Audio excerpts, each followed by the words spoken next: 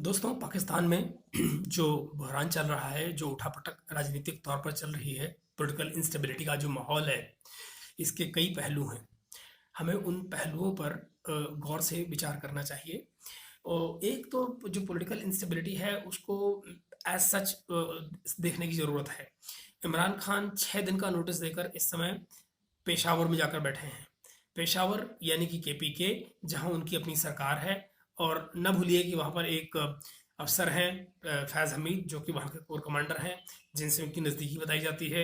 और बताया ये भी जाता है कि पिछला इलेक्शन जिताने में उनका बड़ा रोल था, बड़ी भूमिका थी उनकी। और ये भी कि फैज़ हमीद के चलते ही इस तमाम पॉलिटिकल इंस्टेबिलिटी का जन्म हुआ था, जहां पर वो ये क्लियर हुआ था कि इमरान खान उसको उनको अगला आर्मी चीफ बनाना चाहते हैं। तो इस समय वो वहाँ कोर कमांडर हैं, तो जाहिर है कि वो अपने आप को वहाँ पर ज़्यादा सुरक्षित महसूस कर रहे हैं। हालांकि आप जानते हैं कि इमरान खान के घर लाहौर और इस्लामाबाद में है। तो इस समय एक तरह से वो अपनी स्टेट के, यानी कि एक ऐसी स्टेट जहाँ उनकी अपनी सरकार है, वहाँ पर मेहमान बने हुए रह रहे हैं। लेकिन इस बीच में जो उन्होंने जिस राजनीतिक अस्थिरता को जन्म दे दिया है पाकिस्तान के अंदर, वो अब अपनी बढ़ोतरी की तरफ जा रही है। देखना ये है कि आज 2 दिन हो चुके हैं उनके लॉन्ग मार्च को ख़त्म हुए। 4 दिन और बचते हैं, और इन 4 दिनों बाद क्या वाकई इमरान खान दोबारा से उस राजनीतिक अस्थिरता को और पैदा कर पाएंगे सड़कों पर, जिसको वो आज से 2 दिन पहले दिखा चुके हैं। तो अब दूसरा ये कि इसके अपने आर्थिक पहलू भी हैं, जो पाकिस्तान के लिए इस समय शायद सबसे ज़रूरी हैं। याद रहे कि पास में श्रीलंका भी है, जो कि इस समय आर्थिक तबाही के दहाने पर खड़ा हुआ है। तो हमें देखना ये होगा कि क्या पाकिस्तान भी उस रास्ते पर चल पड़ा है। अगर स्पष्ट रूप से कहा जाए और जैसी की वस्तुस्थिति है, उसको अगर वैसे ही देखा जाए, तो दरअसल ऐसा लगता है कि वो इस समय अपनी इकोनॉमिक डिजास्टर की तरफ बढ़ रहा है, धीरे धीरे, लेकिन निश्चित रूप से बढ़ रहा है। आप पाएंगे कि जिस इंस्टेबिलिटी की हम बात कर रहे हैं, उसमें यह कि उन्होंने जून के महीने में इलेक्शन मांगा है। ये कि मुझे जून के महीने में आप इलेक्शन अनाउंस कर दें, जिसमें उन्होंने कहा कि अगले 4 दिन के अंदर, यानी कि 6 दिन उन्होंने कहा था, 2 दिन गुजर चुके हैं। उन्होंने कहा है कि इस देश की, यानी पाकिस्तान की सर्वोच्च न्यायालय, यानी कि सुप्रीम कोर्ट या वहाँ की फौज, मेरे लिए इस सरकार से, मौजूदा चोर डाकू सरकार से, मेरे लिए इलेक्शन लेकर दे। और अब ये बात बढ़ती चली जा रही है।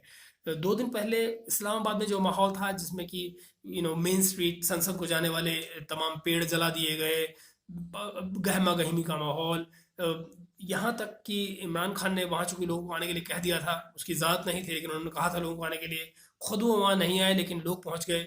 और फिर वो जब बीच रास्ते से इमरान खान लौट गए, तो हुआ ये कि ये तमाम लोग जो थे, वो उस इलाके में, क्योंकि इसी इलाके में तमाम दूतावास भी हैं, एम्बेसीज हैं तमाम देशों की, वो वहाँ जाने लग गए, अमेरिकन एम्बेसी की तरफ जाने लग गए थे, जहाँ फिर उनको फौज ने जाने से रोका।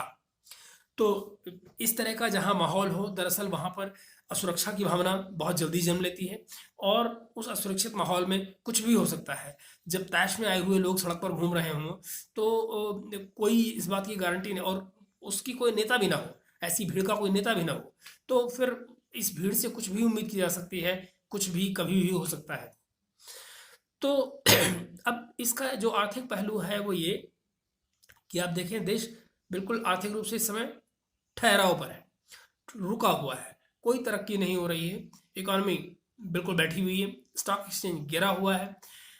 आईएमएफ से एक बेल आउट पैकेज चाहिए था पाकिस्तान को। क्यों?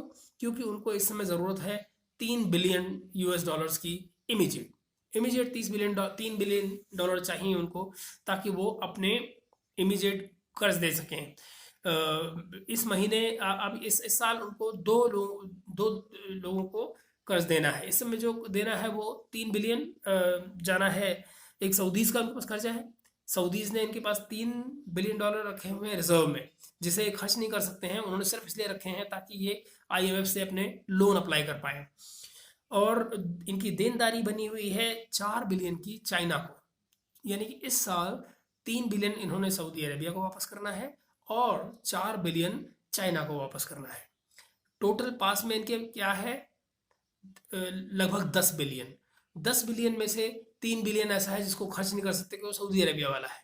तो अब आप देखें, और ये तमाम जो इनके पास इस समय फॉरेन रिजर्व पड़ा हुआ है, ये बमुश्किल अगले 2 महीने चलाने के लिए है।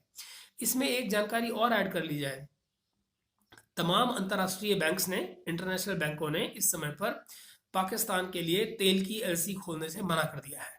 यानी कि इस समय पर अब पाकिस्तान को मुश्किल होगा इस समय तेल लेना, क्योंकि दुनिया के तमाम बैंकों ने इस समय पर उनके लिए ऑयल की एलसीज खोलने से मना किया है।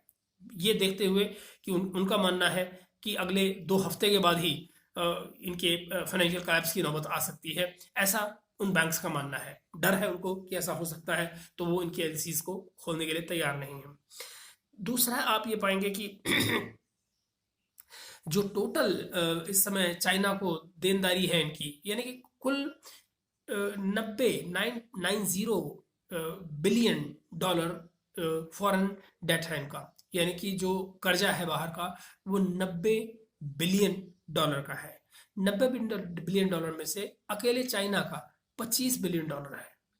तो आप जरा देखें कि किस बुरी तरह से इसमें सारे में फंसे हुए हैं। और इस सबसे बचने के लिए आपको क्या चाहिए? आपको चाहिए था इस समय आईएमएफ से एक बेल पैकेज आईएमएफ से क्यों नहीं मिल पाता है? क्योंकि आपको वो उसके लिए चाहिए इकोनॉमिक पॉलिसीज, वो इकोनॉमिक पॉलिसीज जो आपका रिवाइवल कर पाए, इकोनॉमिक रिवाइवल कर पाए। उसके अलावा आईएमएफ का ऑब्जेक्शन है इनके तमाम फ्यूल और पावर सब्सिडीज का, यानी कि फ्यूल और पावर सब्सिडीज सेक्टर्स को जो ये दे रहे हैं इस समय सब्सिडीज, उनसे उनको आईएमएफ को ये लगता है, और गलत भी नहीं, कि उनके इकोनॉमिक रिवाइवल में मुश्किल आएगी। उस सब्सिडीज को ख़त्म किया जाना चाहिए। अभी अचानक परसों पाकिस्तान की सरकार ने इन सब्सिडी पेट्रोल के दाम बढ़ाए हैं, यानी कि उन सब्सिडीज को कम करने का प्रयास किया है। तो 30 रुपए एक साथ पेट्रोल और डीजल के दाम बढ़ा दिए गए हैं। आप इस सबको ये भी देखें कि जो इकोनॉमिक कलेप्स है पाकिस्तान का इस समय पर, वो लगभग इमिनेंट सामने खड़ा नजर आ रहा है। और इस सब के बीच में जो इमरान खान ये पॉलिटिकल इंस्टेबिलिटी का अपना हल चला रहे हैं इस पाकिस्तान के खेत पर, वो उससे आप देखिए जो निकल कर फसल आ रही है, वो सिवाय तबाही के और कुछ नहीं लेकर आएगी। तो अब इमरान शहबाज शरीफ जो प्रधानमंत्री हैं पाकिस्तान के, उन्होंने 2 दिन पहले बल्कि कल अपनी संसद में ये कहा है कि इमरान खान इस पोजीशन में नहीं है कि वो इलेक्शंस को फोर्स कर पाए। और दूसरी तरफ ये भी सवाल बनता है कि क्या पाकिस्तान दरअसल इस स्टेज पर इलेक्शंस अफोर्ड भी कर सकता है, क्योंकि वो भी अपने आप में एक्सपेंडिचर तो है ही ना। तो दूसरा, जो इकोनॉमिक कलेप्स है उसके अपने सिक्योरिटी डायमेंशंस हैं। सिक्योरिटी डायमेंशंस किस तरह से? पाकिस्तान एक न्यूक्लियर कंट्री है। एक्चुअली पाकिस्तान का न्यूक्लियर कंट्री होना इसे श्रीलंका वाले जो इकोनॉमिक कलेप्स से बिल्कुल अलग कर देता है, बिल्कुल अलग लाइन में खड़ा कर देता है। इस पर देखने का जो नज़रिया है वो बिल्कुल बदल जाता है, सिर्फ इसलिए क्योंकि श्रीलंका में इकोनॉमिक कलेप्स है लेकिन वो सिक्योरिटी थ्रेट किसी के लिए नहीं बन रहा है। पाकिस्तान में मुश्किल ये है कि पाकिस्तान के पास न्यूक्लियर एसेट्स हैं, न्यूक्लियर बॉम्ब्स हैं। एक दूसरा, पाकिस्तान के यहाँ यानी कि पाकिस्तान एज अ कंट्री में 12 ऐसे टेररिस्ट ग्रुप्स हैं जिनको अमेरिका ने इंटरनेशनल टेरर ऑर्गेनाइजेशंस का दर्जा दिया है, और ये कहा है कि वो दुनिया में कभी भी कहीं भी टेरर अटैक कर सकते हैं। तो इसी वजह से पाकिस्तान की इस हालत को श्रीलंका की कंपैरिजन में वर्स्ट माना जाता है। इसके अलावा आप देखेंगे जो ये टेररिस्ट का होना, न्यूक्लियर बम का होना और economic collapse, it's a deadly cocktail. जब आप इन तीनों को मिलाकर एक साथ देखते हैं तो पता लगता है कि दरअसल न समझ में आने वाली हालत पैदा होती है, क्योंकि आपको पता ही नहीं कि दरअसल ये सब कुछ कहाँ जा रहा है। और या कि कल को अगर इकोनॉमिक कलेप्स होता है, सिविल अनरेस्ट होता है, केओस होता है सड़कों पर, ऐसे में इन टेररिस्ट ऑर्गेनाइजेशंस का क्या होगा, सिक्योरिटी का क्या होगा, उन न्यूक्लियर एसेट्स का क्या होगा, और गलती में कहीं कुछ हो गया तो दुनिया का क्या होगा, साउथ एशिया, और खुद इसमें भारत के अपने सिक्योरिटी कंसर्न्स हैं जो कि वाजिब है। तो इस सब के बीच में हमको देखना ये होगा कि क्या आने वाले दिनों में पाकिस्तान की पॉलिटिकल स्टेबिलिटी बनी रहेगी? क्या वो मजबूती, पॉलिटिकल मजबूती इस हद तक जाएगी कि वो इकोनॉमिकली इसको रिवाइव कर पाए? अभी जो आईएमएफ ने जो इनको बेल आउट देने से मना किया है, इन पॉलिसीज के ना होने की वजह से वापस चले गए हैं वो लोग। दूसरी तरफ Bilawal Bhutto world economic forum में थे, दावोस में, स्विट्जरलैंड में, जहां पर उन्होंने ये कहा है कि भाई हमारी सरकार ने जो, यानी कि इमरान खान की सरकार ने जो पहले लोन लिया या आईएमएफ से बेल आउट पैकेज लिया, उनको गलत शर्तों पर लिया गया। एक ऐसी सरकार ने लिया जिसके पास पॉपुलर मैंडेट नहीं है, और दूसरा ये कि तब न कोविड था, न अफगानिस्तान से जो विड्रॉल हुआ है अमेरिकन वो हुआ था, जिसकी वजह से जो सिचुएशन इस पूरे खित्ते में, पूरे रीजन में बनती है, वो नहीं थी। तो उनका ये मानना है, और उनकी अपील थी दुनिया के तमाम देशों से, कि भाई उस तमाम डील को रीनेगोशिएट किया जाए और उस पैकेज को दोबारा से बनाया जाए। क्या इस बात को दुनिया बाय कर पाएगी? और अगर हाँ, तो बड़ा सवाल, किन शर्तों पर, किन शर्तों पर?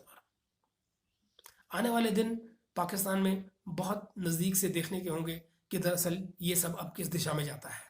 धन्यवाद।